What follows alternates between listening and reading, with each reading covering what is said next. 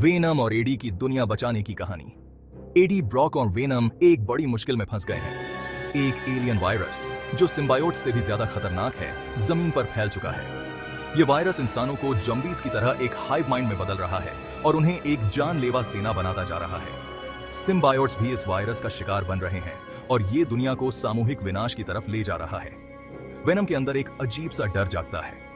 अगर ये वायरस उस तक पहुंच गया तो उसका भी वजूद खत्म हो सकता है। एडी और वेनम को अब सिर्फ अपनी जिंदगी ही नहीं बल्कि पूरी दुनिया को बचाना है। एक भीड़ भाड़ वाला शहर जहां लोग इन्फेक्शन से तड़प रहे हैं। आर्मी और पुलिस वहां से निकल चुकी है और बस कुछ ही लोग बचे हैं जो अभी तक सुरक्षित हैं।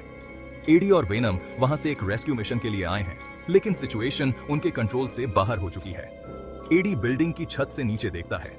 संक्रमित लोग सड़कों पर भटक रहे हैं और सब कुछ तबाह हो चुका है। वेनम के टेंटिकल्स निकलते हैं और एडी को महसूस होता है कि वेनम अंदर से काफी नर्वस है। हमें इसे रोकना होगा अभी। एडी, वेनम अपनी अंदर की बेचैनी दिखाते हुए गुर्राता है। मुझे पता है, लेकिन हम बस उस अराजकता में नहीं कूद सकते। हमें एक प्लान चाहिए। एडी उस भीड़ को गौर से देखता है जहां वायरस से संक्रमित इंसान अभी भी फैल रहे हैं।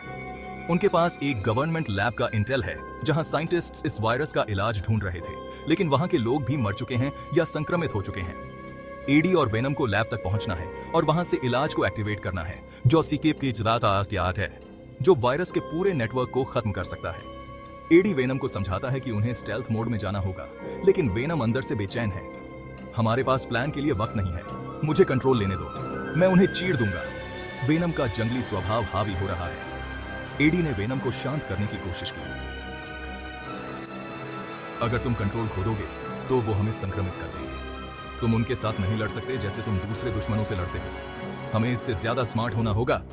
वेनम गुर्राता है, लेकिन एडी की बात मानता है। वो छुपते हुए नीचे जाते हैं और लैब की तरफ बढ़ते हैं। रास्ते में उनका सामना कुछ संक्रमितों से होता है। वेनम उन्हें तेजी से और चुपचाप खत्म कर देता है, अपने टेंटिकल्स को तेजी और सटीकता के साथ इस्तेमाल करता हुआ।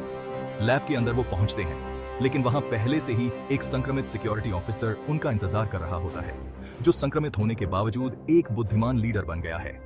वायरस के हाई माइंड का एक ताकतवर अवतार। वो ऑफिसर एडी पर हमला करता है और एडी को एक छोटे से कमरे में बंद कर दिया जाता है, जहां इलाज को एक्टिवेट करने के लिए कंट्रोल पैनल है।